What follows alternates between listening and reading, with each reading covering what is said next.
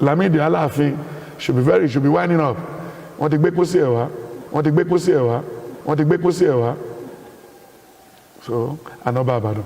Ìpèsè lẹ́nìkan ológun tí wẹ̀wà pé tí àrùmọ̀ lóògùn dànù. Láyíwá láwò ẹni ọmọ Ṣàngó ni ọmọdé yẹmí Adéyẹmí kú ọmọ àdábàlé ọmọ àdábàòde ọmọ òfò ọmọ àdánù ọmọ owó tó wò lè wọ̀n ọmọ Ṣìyànbọ́lá bàbá gbàdé gòrí ẹ̀ṣẹ̀ tẹ kábíyèsí fálàfin. Pàǹkó pì òòṣà ní ẹ̀ṣẹ̀ ẹ̀mọ́ṣẹ̀ díẹ̀ mí. Breaking news. Ìròyìn yàjóyàjó tó wá sétí ìgbọ́ wa ní àfẹ̀mọ́júmọ́ ẹ̀ní la gbọ́ wípé ọba Lámídì Adéyẹmí ó wàjà ní ọmọ ọdún 83 years, ọba Aláàfin Ọ̀yọ́ kẹta ti Olówódù ruling house ní Ọ̀yọ́ Aláàfin.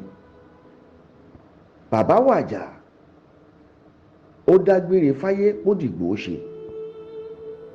Ìròyìn tá a gbọ́ ni wípé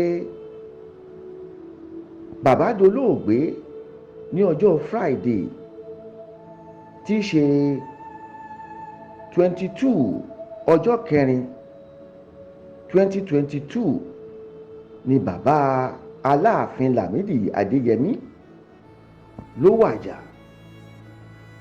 Ohun tá a gbọ́ ni wípé ọba Adéyẹmí ó kú sí hospital kan tá à ń pè ní Afẹ́ Babalọ́lá University Teaching Hospital tó fìdí kalẹ̀ sí Adó Èkìtì.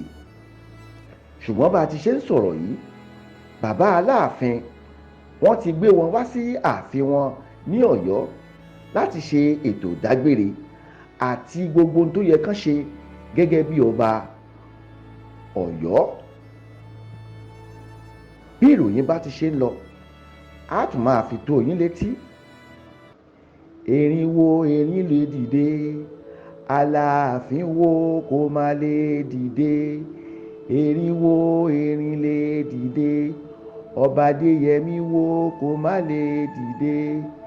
Erin wo erin lè dìde.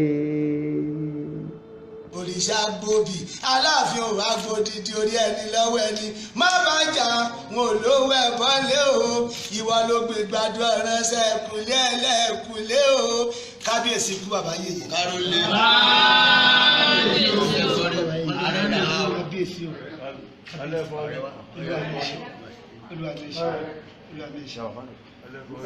kó wọ́n rà bàbí mo torí èlú bọ́kù mọ́rò fámọ́là bí mo bá torí ewé gbè mí pọ̀ jẹ́ sílẹ̀ o ọ̀rẹ́ àárọ̀ ọyọmọ̀ra rẹ̀ lábàbẹ̀ Ṣàngó tó jà tó rogún méjì wọ́n ròyìn tí wọ́n ní ojú àwọn rí nǹkan orò tó lọ sí àràrọ̀ mi jẹ́ sí èkó mọ́wó bẹ̀rẹ̀ lẹ́ọ̀pẹ̀rẹ̀ jẹ àti ìrí alápàtà tí ó sọ ìgbà tó ta àràrọ̀ mi dé àárí ìró aláwọ̀ òkè èlé mọ́wó bẹ̀rẹ̀ ni wọ́n régún ibẹ̀ ni wọ́n ti rí Ṣàngó àjọbọ orò tọpọkọ tó dáyàwó sí alẹ́ pé Ṣàngó ṣeun àbí ò ṣeun lóògùn lẹ́kọ̀ọ́ igi láti fẹ̀yìntì òkè àrìnà káàárọ̀ Ọ̀yọ́ ti jẹ̀ ní mẹ́sàn-án ọjọ́ gbogbo bí ọdún o a ní ìkáyé bí ọ̀bẹ Elédùmarè ìjà lè páyédáyé gbọ́pẹ́ sí ńlá eégún àárọ̀ Ọ̀yọ́ kí ayé Ṣàngó sì parun àrímọ̀mọ́ sálọ́pọ̀ akọ́dà lọ́pọ̀ akọ̀wé ẹni òdùmọ́ lọ́pọ̀ afún ìjàmọ́ pọ̀mọ́ gbé pápá ni àrójú ẹni